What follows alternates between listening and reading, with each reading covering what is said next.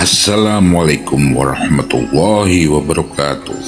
Selamat datang di channel kami Kisah Seram. Semoga kisah ini dapat menghibur kalian. Kisah kali ini kami ambil dari buku Kisah Seram Pengantar Tidur yang berjudul Wanita Berbaju Merah. Kisahkan wanita berbaju merah. Kejadian ini aku alami di rumahku yang sampai sekarang masih aku tempati. Rumahku berada di daerah Teluk Betung Barat, Bandar Lampung. Kejadian ini aku alami saat aku masih kecil, sekitar kelas 3 SMP. Waktu itu sudah sore, aku gak punya kerjaan, hanya melamun di jendela kamar ibuku, melihat pemandangan sore di luar.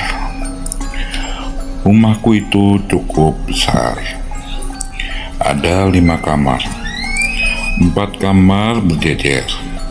Di bagian depan adalah kamarku. Setelah itu, kamar ibuku. Kamar ketiga dijadikan gudang. Kamar keempat adalah kamar kakak perempuanku. Dan kamar yang terakhir adalah kamar abangku yang berada di seberang kamarku. Sewaktu aku sedang melihat-lihat pemandangan dari jendela kamar ibuku, tidak sengaja melihat ke samping pas di kamar yang dijadikan gudang. Jendela kebetulan terbuka. Aku melihat sesosok wanita berbaju merah dengan rambut panjang sebahu sedang duduk membelakangi jendela. Aku biasa saja. Aku kira itu adalah kakak perempuanku yang sedang duduk di jendela kamarnya. Maklum, kamar kakak perempuanku itu kan bersebelahan persis. Jadi,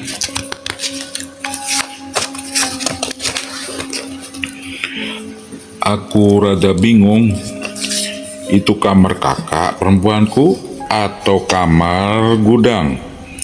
Tapi aku cuma bisa memandangnya diam terpaku. Sampai akhirnya dia masuk ke dalam, tetapi jendelanya masih terbuka sedikit. Setelah dia masuk, aku baru bergerak dan berpikir, "Mbak, tadi ngapain ya?" Aku memutuskan untuk bertanya padanya. Aku menuju ke dalam kamarnya. Aku kaget. Tadi jelas-jelas aku lihat baju kakak perempuanku mengenakan baju merah kok. Tapi kenapa sekarang warnanya hijau? "Mbak, tadi ngapain sih duduk di jendela?" Tanya aku sambil terus mengamati bajunya. "Aku nggak duduk di situ kok," jawabnya singkat. Bukannya tadi Mbak duduk di situ pakai baju merah kan?" Kataku tidak percaya. "Enggak sayang, dari tadi siang aku pakai baju ini kok, hijau nih," ujar kakakku perempuan. "Aku lihat di jendela itu cuma ada burung peliharaan dia." "Hai, berarti yang duduk jendela tadi siapa ya?" Aku nekat mendatangi kamar gudang itu. Entah dari mana keberanian itu, padahal aku ini orangnya penakut. Aku cek jendela yang masih rapi, tertutup tirai. Aku lihat jendelanya, kunci jendela masih tertutup rapi, bahkan berdebu. Jendela itu tertutup rapat, tanda tak pernah dibuka.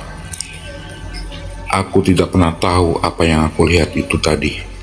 Bagaimana cara dia duduk jendela tanpa pernah membukanya?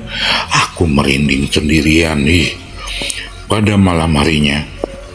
Aku benar-benar tidak bisa memejamkan mata. Masih terbayang-bayang dalam benakku sesosok wanita berbaju merah yang duduk di jendela kamar gudang. Aku mencoba membaca-baca doa agar aku tenang, tetapi pikiranku mempermainkan diriku sendiri. Akhirnya, aku keluar dari kamar menuju kamar ibuku. Aku ketuk pintu kamarnya.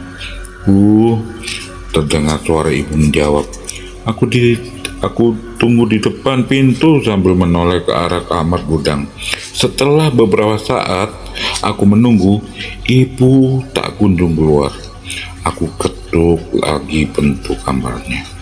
Oh, buka pintu, pintaku sambil ketakutan. Suara ibuku terdengar menjawab lagi. Tetapi aku tidak mendengar gerakan ibu bangun dari tempat tidurnya. Aku ketuk-ketuk terus pintu kamarnya sambil memanggil-manggil ibu. Ibu terlalu pulas. Aku semakin ketakutan. Aku terus melihat ke arah kamar gudang. Ada yang membuka pintu kamar. Aku semakin takut dan berteriak keras sekali. Ternyata kakak perempuanku keluar dari kamarnya karena mendengar suaraku yang berisik. Akhirnya ibu dan bapakku keluar juga dari kamarnya. Ada apa, Lia? Kata kedua orang tuaku. Aku takut, Bu.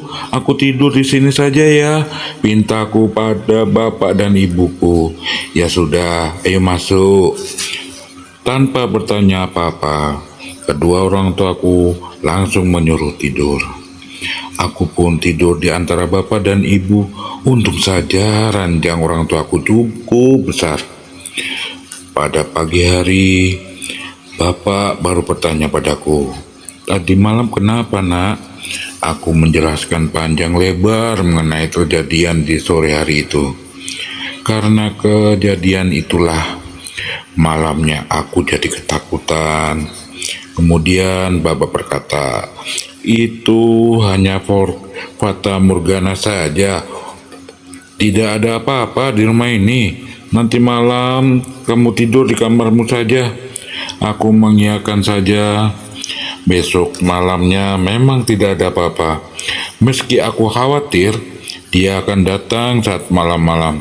Sampai sekarang aku tidak pernah melihat wanita berbaju merah itu lagi. Demikian kisah kali ini. Semoga kalian terhibur. Wassalamualaikum warahmatullahi wabarakatuh.